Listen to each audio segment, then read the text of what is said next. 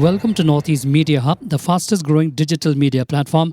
I am Adelbert Khar with the latest Hub news. Be informed, be alert.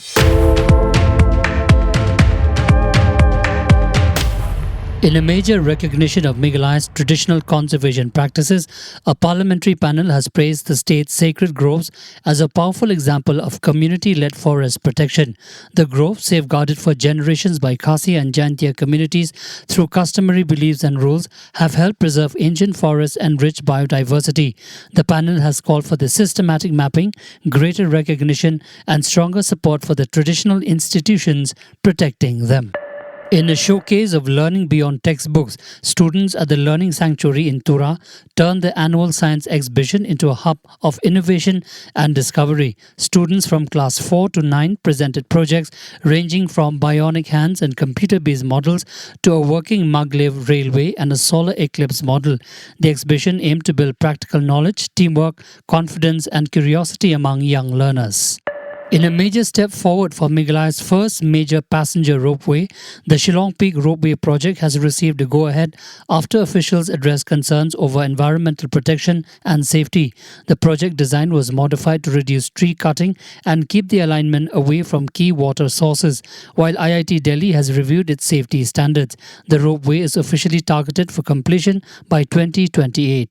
In a crucial shift from flood response to recovery, Assam is beginning a door-to-door assessment of the damage left behind by this year's floods. From Sunday, teams will digitally document losses to houses, property and other assets across Sivsagar, Charaideo, Jorhat and Golhat until August 30. With 98 flood-related deaths and around 1.55 lakh people still affected, the exercise is expected to help determine the scale of losses and funds needed for rehabilitation. In a major review of Assam's wildlife conservation efforts, Environment and Forest Minister Jayanta Malla Barwa and Cabinet colleague Atul Bora visited the Centre for Wildlife Rehabilitation and Conservation near Kaziranga. The centre has rescued more than 10,000 wild animals across 303 species since its establishment, with over 6,600 successfully rehabilitated and released. The ministers reviewed its facilities and ongoing efforts to rescue and return distressed wildlife to the wild. In a positive turn for wildlife conservation, a python rescued from Siluk village in Arunachal Pradesh has been safely released into the D. Ehring Memorial Wildlife Sanctuary. The rescue came after another python was reportedly killed nearby, raising concerns over the safety of snakes close to human settlements. Local representatives have urged villagers to report sightings so the reptiles can be safely rescued and relocated instead of being harmed. In a major appeal over 4 decades of unresolved grievances, landowners affected by Nagaland's 75 MW Doyang hydroelectric project have sought Chief Minister Neiphiu Rio's intervention. 17 villages had surrendered around 8,420 acres for the project under a 1984 agreement, with landowners now raising concerns over employment commitments, compensation and development benefits. The union has urged the government to ensure the original commitments to affected communities are fulfilled. In a push to bring artificial intelligence and tourism into Mizoram's development plans, Chief Minister Lal Duhoma held a series of meetings in New Delhi with Google, the BRICS Entrepreneur Alliance India, and the India Today Group. Discussions included using Google Gemini in schools, free AI training for teachers, and partnerships in technology, tourism, and investment. The Chief Minister also explored wider national outreach to showcase Mizoram's development and tourism potential.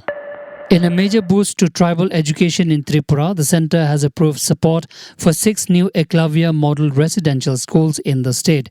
The institutions are expected to strengthen residential education and widen access to quality schooling for tribal students, particularly in undeserved areas.